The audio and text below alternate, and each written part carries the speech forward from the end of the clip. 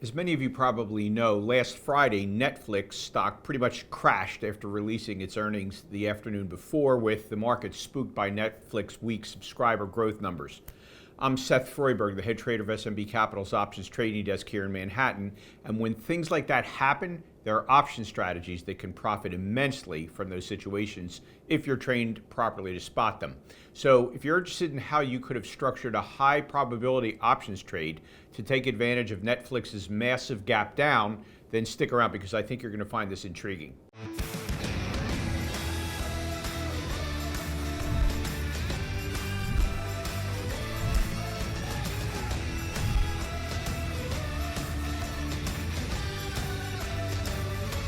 Hi, I'm Seth Froyberg, and I'm the head trader of SMB Capital's options trading desk.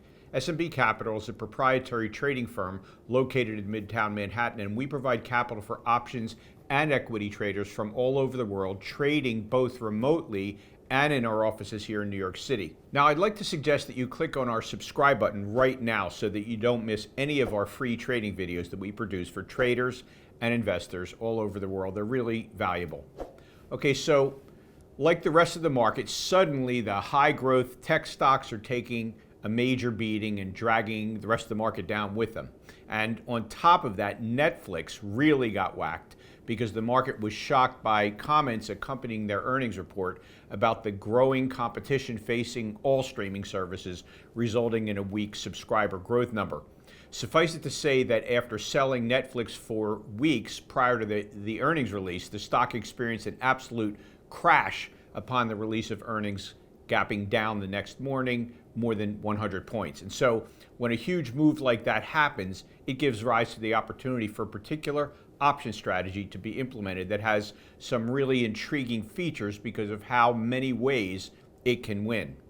Now, before we get into exactly how this one-day option strategy works, I'd like to let you know that if you want to learn 3 more option strategies that our pro traders use, including the unique options trick that allows you to make money while you wait to buy stocks or ETFs at the price you want, the options income strategy that allows you to make consistent money whether the market goes up, down, or sideways, and how to make money on a stock or index trade even if you're outright wrong on the direction, then click the link that should be appearing now at the top right corner of your screen.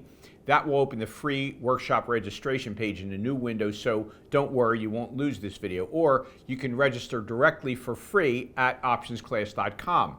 Believe me, you don't want to miss this, so pause this video, sign up now, and then resume watching. Okay, so now in order to explain to you how this strategy works, we need to make sure everyone watching the video understands how put options on stocks work. If you already know how they work, just hang in there. This is going to be quick, and we'll just jump right back into teaching you the strategy. So what's known as a put option on a stock entitles the buyer of that option to sell 100 shares of his stock that he owns at a certain price called the strike price of that put option, regardless of what price the stock is actually trading at when he exercises that right.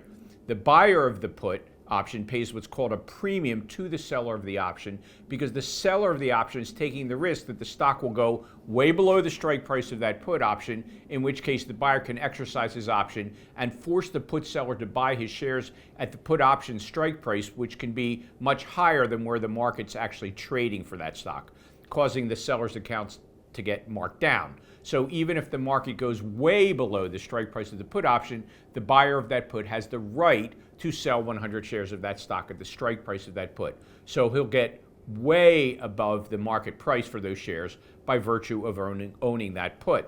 And so the premium of the put option reflects the risk that the market thinks the put seller has that the shares will go much lower than the strike price of that put. So all other things being equal, when a stock price goes down, the price of a put option for that stock will go up because the put seller's chances of taking a loss because the market's blown through his strike price gets larger as the stock's price continues to drop. And just one more thing, if on the day of expiration the stock closes above the price of that put option, then that put option expires worthless because no one's going to exercise their right to sell a stock at a price lower than it's selling in the open market. So it just expires worthless. With that as background, let's take a look at the price chart on Friday, January 21st the day after Netflix released its earnings report, and we see, as mentioned before, the stock gapped down more than 100 points and continued lower to 379 before bouncing and eventually recapturing that 400 level before noon,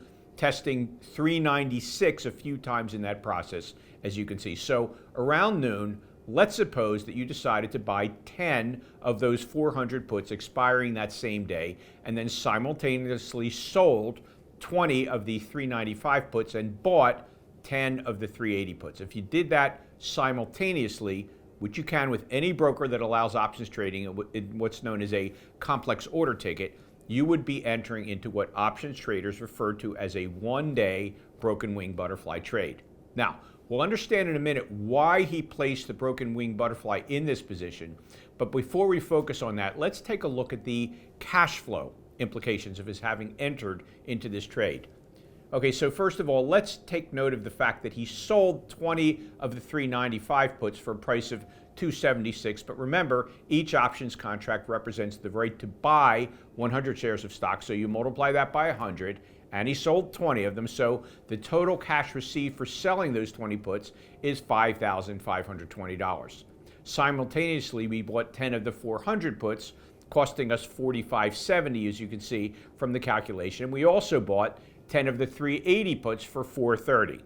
So if you net it all down, the trade entry results actually in a positive cash flow of $520, and that will be important information, as you'll find out a little bit later. Now, your broker will require you to have at least $9,480 in your account for a trade of this side, incidentally, but you can always scale it down to smaller lots proportionally if you like to. Okay, now, you might be asking, why did we enter this particular structure, the broken wing butterfly, and using these particular strikes? And that is an important question. You see, remember, we had said that Netflix, after rallying over 400, tested that 396 level several times, right? Well, if you look at the way we structured this trade, you can see that we placed those 20 short puts at 395, below that level of 396, which kept holding after the morning rally off the lows. And so the reason that's so significant is that if the stock continues to hold above 396 the entire afternoon, then those 395 puts that we sold expire worthless. Why? Because as we said before, no one's going to exercise their right to sell shares of Netflix at 395 if the stock can be sold in the open market a point higher at 396 or higher. And so those options will simply expire worthless because no one is going to exercise those options. And in fact, if Netflix closes above 400, then all three puts will expire worthless, right? Because at any closing price of 400 or higher, those puts have no value because, again, whether we own the puts or we sold them to someone else, if the closing price of Netflix is above 400, it makes no sense at all for anyone to exercise those puts at 400, 395 or 380 because the market price of Netflix is higher than any of those strike prices. And so if that were to happen, then you as the trader have no further obligations, and so you get to simply pocket the 520 that you originally collected when you entered into the trade. So basically, you're home free at any price above 400. Let's now move to the end of the day, and as you can see, Netflix actually sold off below 390 in the afternoon, so it didn't hold that 396 price, but then eventually rallied into the close, finally ending up at 397.50 by the end of the day on Friday.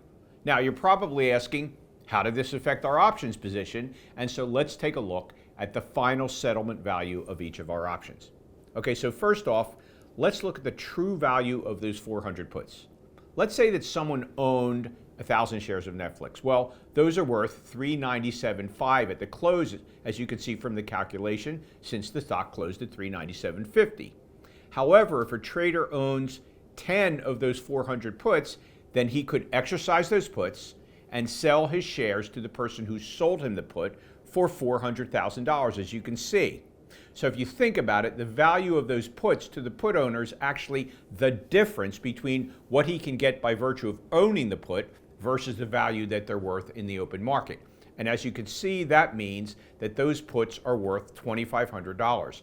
And right before the close, you'd actually be able to sell those puts for just about that price, which is what most traders would actually do, incidentally. Now, the 395 puts that we sold, that's a different story. The strike price of those options is below the closing price of 397.50, and so those, as well as the ones we own down at 380, both of them closed with no value, as we explained before. But don't forget, we also received that $520 when we first entered the trade, and we got to keep that no matter what.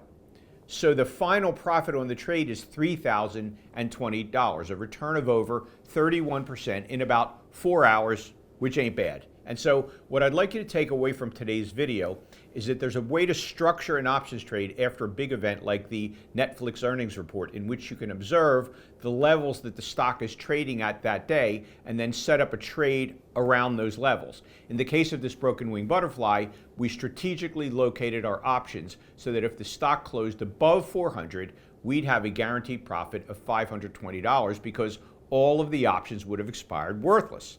That's the beauty of a positive cash flow broken wing butterfly like the one in this example, and you can find those frequently in a high volatility event like this. But as you can see from this example, you can make a whole lot more money in addition to that original cash flow if the stock closes the way it did in this example, where an option that we were long, the 400s, had value at the end of the day. But the other options, including the 395s that we were short, they had no value at all, meaning we walk away with the sum of our original cash flow and the positive value of the options we own. That's a powerful combination, and professional options traders understand these relationships well and know how to structure trades around levels to make very attractive profits when things go right, as they did in this case.